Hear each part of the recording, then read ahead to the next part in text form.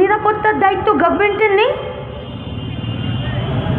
আমার voter card আছে কিনা, আধার কার্ড আছে কিনা, স্বাস্থ্যসাথী আছে কিনা আমি জানি না, কিন্তু আমি তো দুটো রুটি কিনলেও আমি তো ট্যাক্সের টাকা দিই।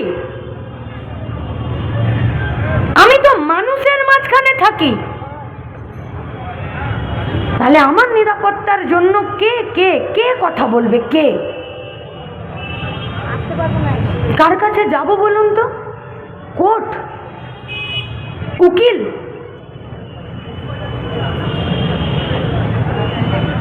যেখানে আমার আপনার ট্যাক্সের টাকাতে পরিবার থেকে উকিল দাঁড় করিয়েছে নির্যাতিতার দোষীদের শাস্তির দাবিতে।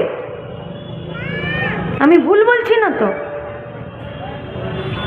ডাক্তার মেয়েটির মা বাবার পক্ষ থেকে উকিল দাঁড়িয়েছে সুপ্রিম কোর্টে, হাইকোর্টে, টালার, উল্টোডাঙ্গার, শ্যামপুকুরের। টালা মানে হচ্ছে আরজিকর হসপিটালটা টালা থানার আন্ডারে, শিয়ালদা কোর্টে, হাইকোর্টে, সুপ্রিম কোর্টে।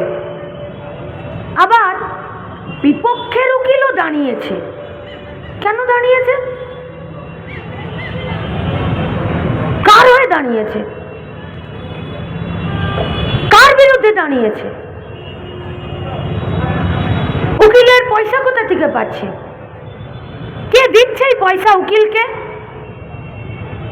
জব্দা জব্দা প্রমাণ, নথি, দিস্তা ভরে তাকে কে দিচ্ছে? রেপ কালচার বন্ধ হয়ে যাবে, মেয়েদের বিরুদ্ধে আক্রমণ বন্ধ হয়ে যাবে। আমার চেহারাটা মামুনের থেকে আলাদা বলে আমাকে রেপ করতে হবে? এ তো ন্যাচারাল, এ তো বায়োলজিক্যাল। আমার যদি ইচ্ছে না করে ওন্না দিয়ে চুড়িদার পরতে, একটা বাচ্চা মেয়ের যদি বা কোনো মেয়ের যদি ইচ্ছে করে যে সে জিন্স পরবে, টপ পরবে, এই 5G যুগে আমার কোনো অধিকার নেই?